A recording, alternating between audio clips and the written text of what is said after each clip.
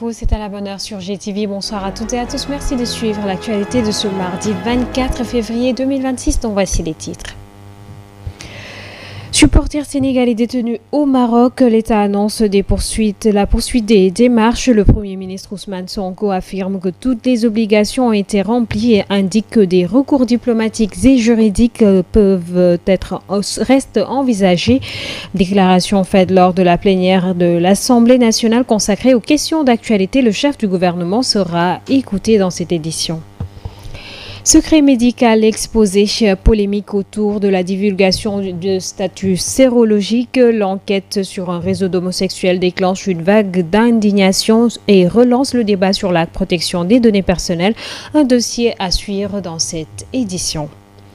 Et puis commerce international, entrée en vigueur de nouveaux droits de douane américains aux États-Unis. Le président Donald Trump met en application une surtaxe mondiale de 10% malgré les décisions récentes de la Cour suprême, une mesure aux multiples implications économiques. Le développement, c'est tout de suite.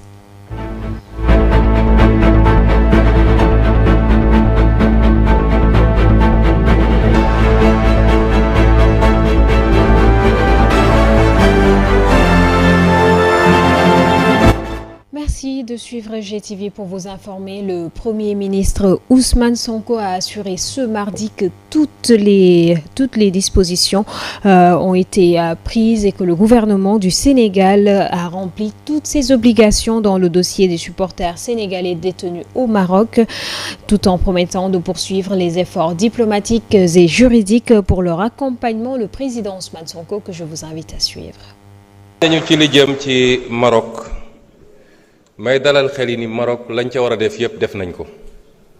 Il y a une question qui porte sur les supporters incarcérés au Maroc. Ce que le chef de l'État devrait faire, il l'a fait. Moi-même, le Premier ministre, mon devoir, je l'ai fait.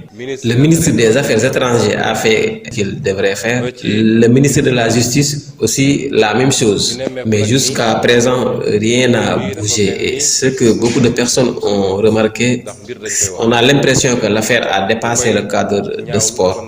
Or que ces supporters étaient au Maroc pour supporter leur équipe nationale. Je pense que si l'amitié prônée entre les deux États est là, cela ne devrait pas se passer comme ça. Le sport, se fait avec la passion. Et c'est la passion qui a conduit ces supporters peut-être à ces événements. Pour rappel seulement, les Marocains, lors des Jeux Olympiques à Paris, leurs supporters avaient envahi la pelouse et bloqué un match qui les opposait à l'Argentine. Et je pense qu'ils ne sont pas été emprisonnés en France. Je pense qu'entre deux pays fraternels, ça ne devrait pas se passer comme ça. Mais l'histoire retiendra que des supporters sénégalais étaient condamnés au Maroc après un match de football. Le reste, on va continuer de le gérer. Certains ont remarqué que depuis le début, le procès n'est pas équitable. Je pense que ce n'était pas nécessaire de faire un appel. Mais il y a une convention qui a été signée entre les deux États. S'il y a des Sénégalais emprisonnés au Maroc, ils peuvent être rapatriés et purger leur peine ici à Dakar. Donc on va essayer de voir s'il n'y a pas de grâce, on va voir si on pourra rapatrier ces supporters qu'ils viennent purger leur peine ici au Sénégal. Demander à ce que nous purger peine. Lors de cette séance de questions au gouvernement à l'Assemblée nationale, le ministre Yankoba Djemé, ministre des Transports terrestres et aériens, a également été interpellé sur la recrudescence des accidents de la route et a promis des mesures fermes. Yankoba Djemé a annoncé le rappel de tous les minicars pour un contrôle technique approfondi.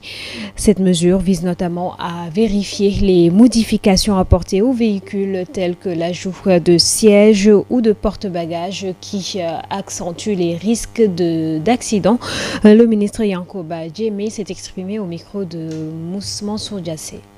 bu ci njëkk naam dinaa weccoog yéen mesures conservatoires yu ñu jël pour stopper cette hémorragie waaye gouvernement nu muy doxee Je vais partager avec vous les mesures conservatoires qui ont été prises pour arrêter cette hémorragie des séries d'accidents qui se succèdent à travers nos routes. Vous savez, gouverner, c'est planifier. Il y a des planifications que tu dois faire pour éviter certaines choses. Il y a des mesures, quand tu les prends à la va-vite, ne va pas résoudre le problème et ça va continuer et ça va te rattraper dans l'avenir. C'est pourquoi on a décidé de prendre des mesures de manière concertée pour arrêter ces accidents. Et je vais vous énumérer ces mesures qui ont été prises pour lutter contre ces accidents. Sur les accidents qu'on a notés sur les routes, les plus fréquents, c'est les voitures qui sont des minibus, des voitures qui ont 12 places. C'est ces voitures-là qui causent plus d'accidents. Et vous savez, un accident causé par une collision, si un accident est causé par une collision, forcément, il y a des excès de vitesse. Donc, le parc global de véhicules de transport de 12 à 19 places et de 4800 véhicules qui circulent en ce moment au Sénégal. Et ils devront faire des visites chaque mois à compter du 3 mars. C'est ce qui a été arrêté pour lutter contre ces accidents. Des visites techniques à partir du 3 mars. Chaque mois, il y aura une visite technique pour que ces accidents-là soient combattus. Ci 4800 yooyu li gën a bëri ñu ngi koy enrôler ci diggante Thiès. Un autre ministre qui a répondu aux questions des députés, il s'agit de celui de l'enseignement supérieur, de la recherche et de l'innovation.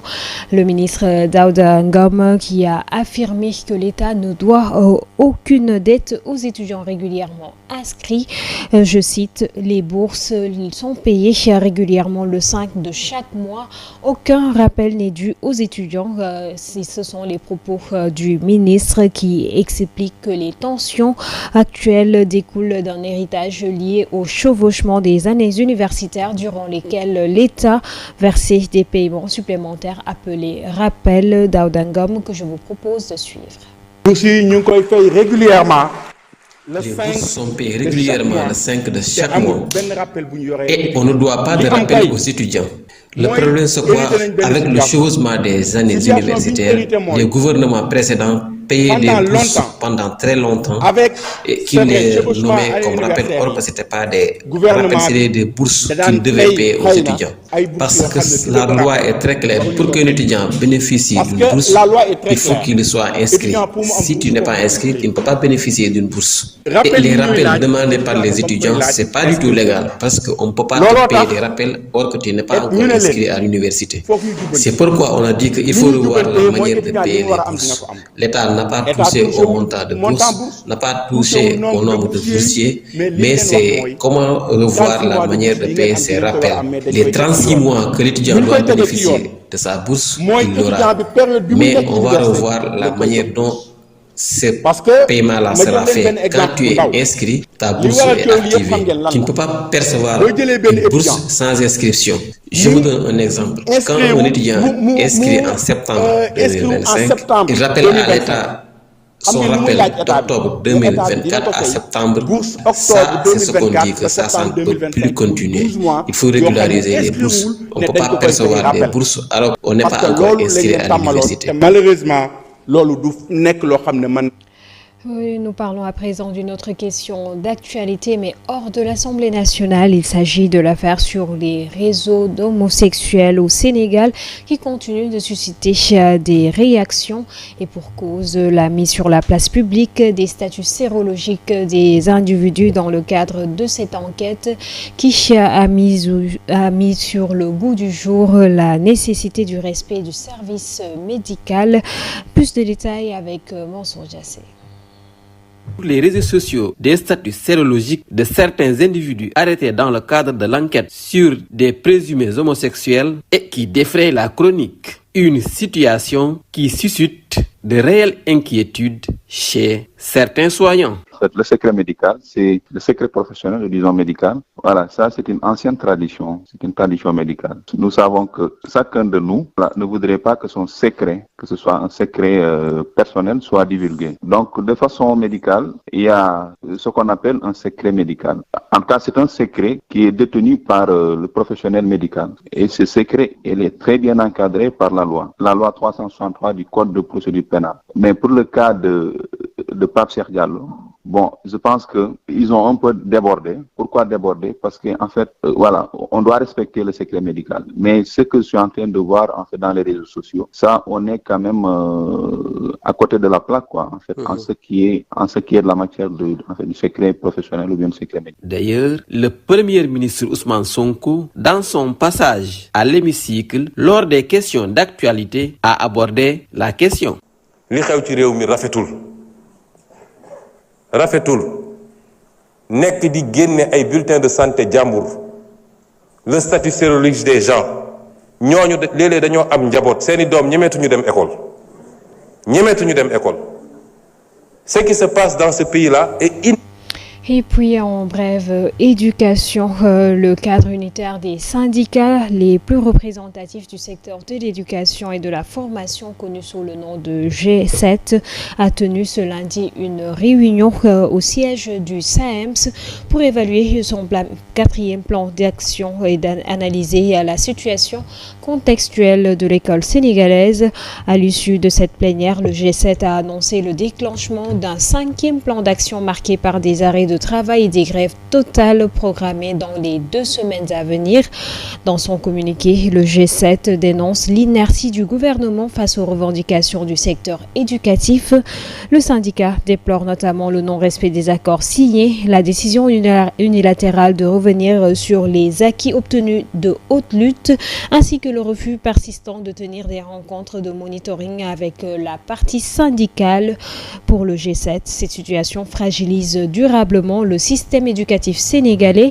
Malgré ce contexte tendu, le mouvement salue tout de même les initiatives de la COSIDEP et de la Commission éducation, jeunesse, sport et loisirs de l'Assemblée nationale pour leur rôle dans l'apaisement du dialogue ainsi que la solidarité affichée par l'ensemble des syndicats du secteur dans le portage des préoccupations des enseignants. Et puis à l'international, annoncé dans la foulée du camouflet infligé vendredi par la Cour suprême, les nouveaux droits des douanes mondiaux de 10% voulus par le président américain Donald Trump sont entrés en vigueur ce mardi. Cette nouvelle surtaxe, dont le décret avait été signé dès vendredi, vise à remplacer les droits de douane indiscriminés existants jusqu'ici, ainsi que ceux prévus par les différents accords commerciaux signés depuis avec la plupart des gros partenaires du pays. Il remplace en revanche par les droits de douane dits sectoriels allant de 10 à 50% sur un certain nombre de secteurs d'activité tels que le cuivre, l'automobile ou le bois de construction, qui n'étaient pas concernés par la décision de la haute juridiction d'invalider une bonne partie des surtaxes imposées par le dirigeant républicain. Et puis toujours à l'international marocain et joueur du PSG Achraf Hakimi est renvoyé en procès pour viol sur une jeune femme en février 2023, a appris ce mardi l'AFP auprès de l'avocat du joueur et du parquet de Nanterre. Il a immédiatement réagi dans un message partagé sur X et je cite, il dit « Aujourd'hui, une accusation de viol suffit à justifier un procès alors même que je la conteste et que tout démontre qu'elle est fausse ». Fin de citation, a en tout cas écrit Achraf Hakimi qui attend avec calme ce procès qui permettra que la vérité éclate publiquement. C'est ce qui met un terme à cette édition. Merci de l'avoir suivi. Excellente suite de programme en compagnie de GTV. Bonsoir.